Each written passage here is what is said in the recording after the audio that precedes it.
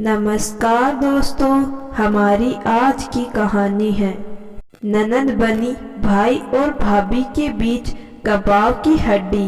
फिर भाभी ने सिखाया ननद को अनोखा सबक। रानी ससुराल में अपने पति से झगड़ा कर अपने मायके आ गई और अपनी माँ से कहा, मैं उस घर में अब कभी नहीं जाऊंगी। रानी की बात सुनकर उसके माता पिता बहुत दुखी हुए। ऐसी बातों से नाराज नहीं होते बेटा, दामाद जी भी तुमसे बहुत प्यार करते हैं, तुम उन्हें ऐसे कैसे छोड़कर आ सकती हो। कहते हुए सुधा जी ने ससुराल से वापस आई बेटी को समझाया।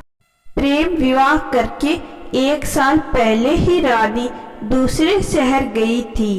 सबसे अच्छी तरह घुल मिलकर प्यार से रहती थी। अपने पति से बहुत ही प्यार करने वाली रानी जब उसकी ननद अपने बेटे को साथ लेकर डिवोर्स लेकर वापस आ गई, उसके बाद मैं काफी बूझी बूझी सी रहने लगी। छोटी छोटी बातों को लेकर मनमुटाव होता रहता। काफी बहस के बाद रानी का पति सतीश ने भी गुस्से से कह दिया, देखो रानी, मेरी बहन सिर्फ मेरे पापा मम्मी की ही नहीं, मेरी भी जिम्मेदारी है और इस जिम्मेदारी को प्यार से संभालना है।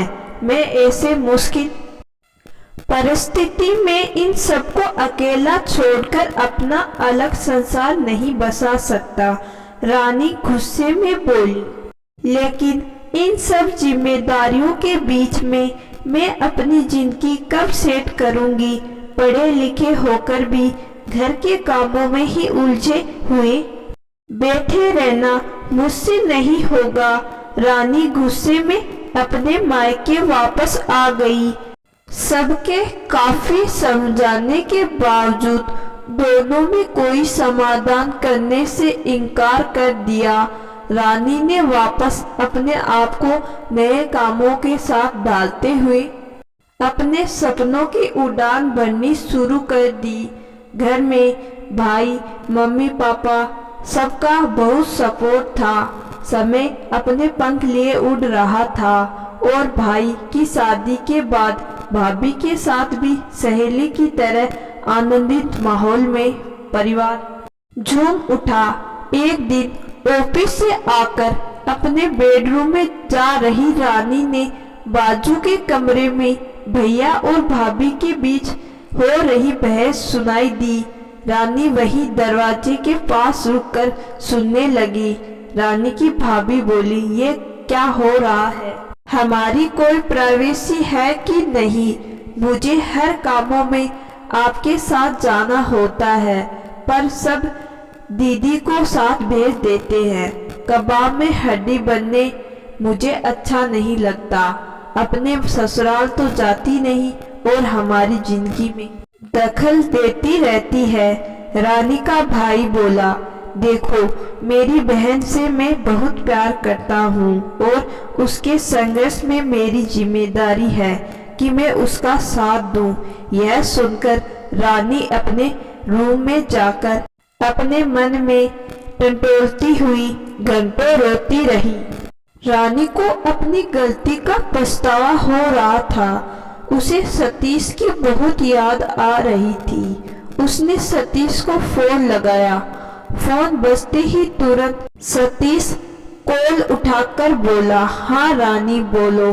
रानी उसकी आवाज सुनते ही फूट फूट कर रोने लगी और कहने लगी, सतीश, मुझे माफ कर दो, मैं तुम्हारे साथ ही रहना चाहती हूँ, मुझे यहाँ से ले चलो।